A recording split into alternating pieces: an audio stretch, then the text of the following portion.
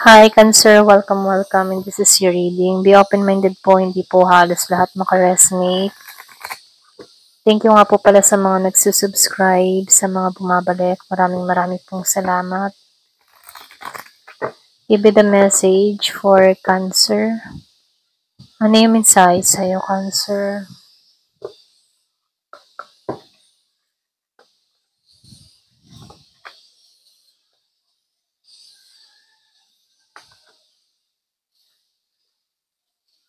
Iba sa inyo, nasa iyo yung ibang magandang kapalaran. Hawak-hawak mo ang magandang kapalaran dito. Ipagkakalob sa'yo.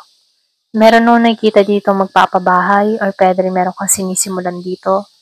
Meron kang pagpupunyagi na nangyayari sa buhay mo. Yung bang tipong hindi mo to inaasahan na bigla nagaganap na sa'yo, okay? Yung iniisip mo before, nangyayari na sa'yo ngayon, okay?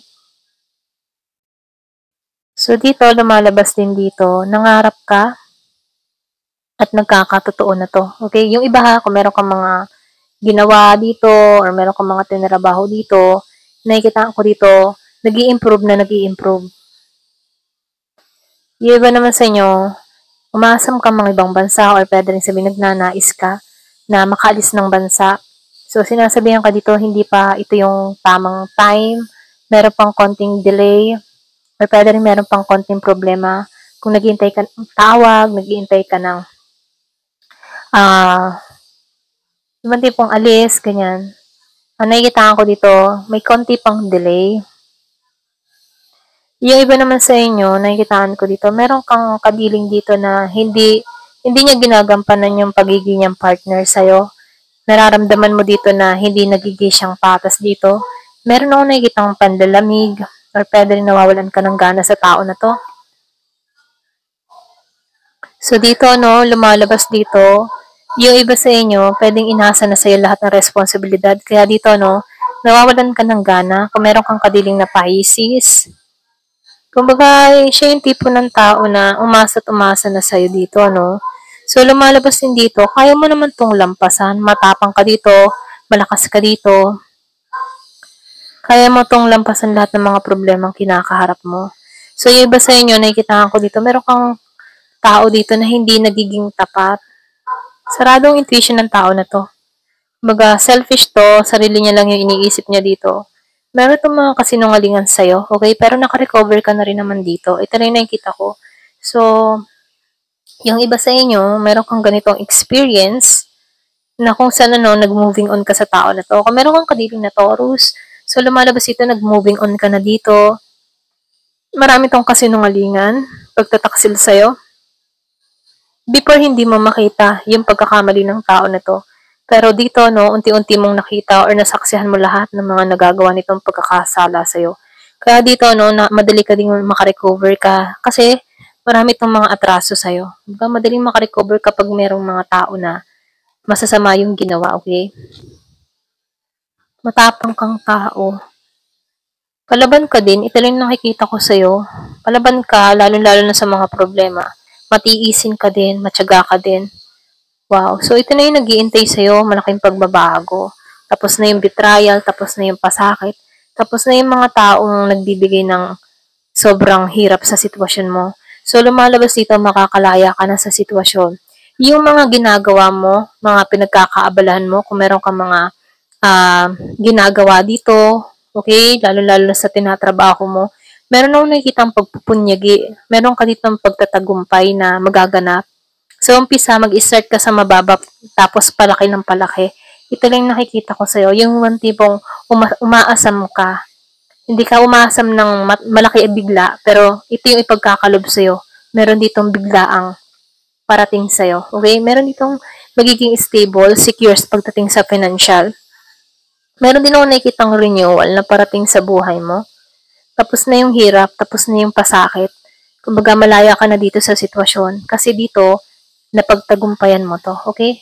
Diba sa inyo napagtagumpayan na eh. Yung tipong wala ka nang hinihiling pa kasi nakukuha mo na lahat ng gusto mo. Yung iba sa inyo, nagtagumpay na.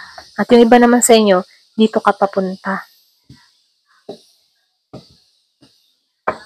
Give me the message. So, yung iba sa inyo pinag-iingat ka dito, no? Kasi hindi halos lahat ng mga nakakasalamuha mo dito ay nagiging totoo sa'yo. So, meron nung nakikitang nagbe-betray sa'yo, pero itong dalawang muka, kumbaga kapag kaharap mo, okay, pero pag nakatalikod ka, kung ano yung mga sinasabi sa'yo behind your back. So, meron nung nakikitang reconciliation. Yung iba sa inyo, no? Kung meron kang iniintay na tao, pero dito bigla ang pagkikita, kung pwedeng ex mo to. So, nakikita ko dito, biglang reconciliation. So, dito, lumalabas din dito, madadagdagan lalo yung kita mo, tinatrabaho mo, at ang pera mo, padagdag ng padagdag dito, okay? So, iba naman sa inyo, maraming trabaho ang parating sa buhay mo. Pwedeng project, ganyan. So, dito, meron kang mga sikretong makakapanakit sa'yo, pwedeng sumama ang kalooban mo, meron kang matuklasan dito, or pwede rin natuklasan mo na nga ito. So, dito ka patungo, success assured with good plans and hard work. Yung lahat ng mga paghihirap mo sa trabaho mo, siguradong magtatagumpay ka, okay?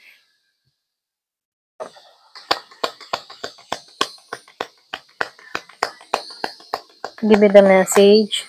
Wow. So, lumabas yung heart, meron ditong love, deep affection. So, nakikita ko dito malalim na connection. Yung iba sa inyo, ito ang patungo sa'yo. Kung mahaba na panahon na single ka, ito na ang patungo sa'yo. So, betting maganap to ng October. Meron kang makilala na tao. So, iniingatan ka dito, Meron kang anghel na nag-iingat sa'yo. Kaya, walang spiritual na makakapanakit sa'yo. Okay? So, meron pag-iingat sa'yo. So, magbabago na yung buhay mo.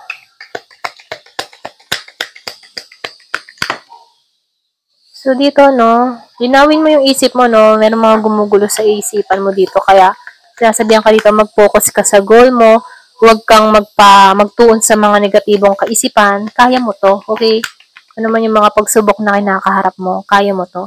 So, dito meron ka dito, yung feeling mo, down na down ka. So, tanggalan mo to, Kung sinusubok ka ngayon, pagdating ng panahon, nasa taas ka. Pwede ngayon, sinusubok ka or feeling down ka, mali mo, kinabukasan, okay ka na, okay?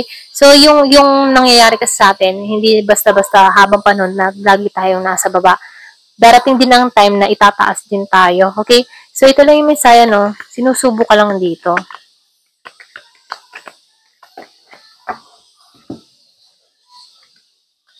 So, meron nung nakikitang someone trying to come between you and a friends or something you want.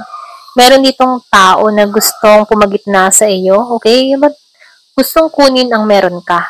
Pwedeng inggit tong tao na to sa'yo. Gusto niya angkinin kung ano yung meron ka, okay?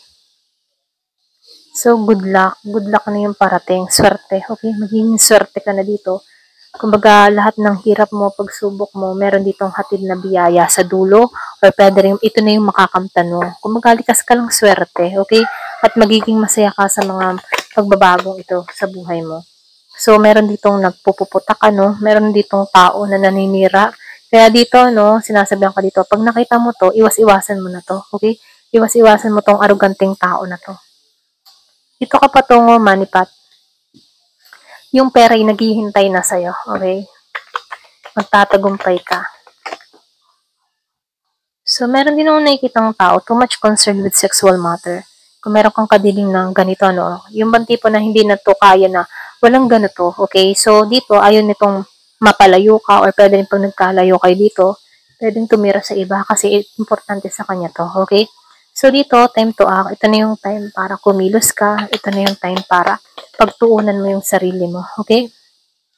So, bread. So, lumalabas dito, period of prosperity and abundance. So, nandito ka na sa pahinang ito, Makakamtan mo na tong prosperity at abundance. Ito yung inaasa mo at ito yung ipagkakaloob sa'yo. Okay?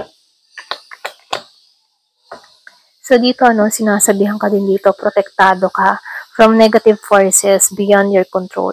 Yung bang hindi mo na makontrol, kung halimbawa meron ditong tao na nagsasaykic attack sa'yo at wala kang kontrolado para rito, pero sinasabihan ka dito, protektado ka kasi may spirit guide ka dito, malakas yung nag-iingat sa'yo. Kaya wala man sino man dito makakapanakit sa'yo, okay? Lalo-lalo na sa mga psychic attack na iyan. Kaya dito, sinasabihan ka dito, panatilihin mong magdasal, huwag kang mawawalan ng pag-asa kasi iniingatan ka dito, okay? Ayan, hanggang dito na lamang po. Thank you for watching. Love and peace.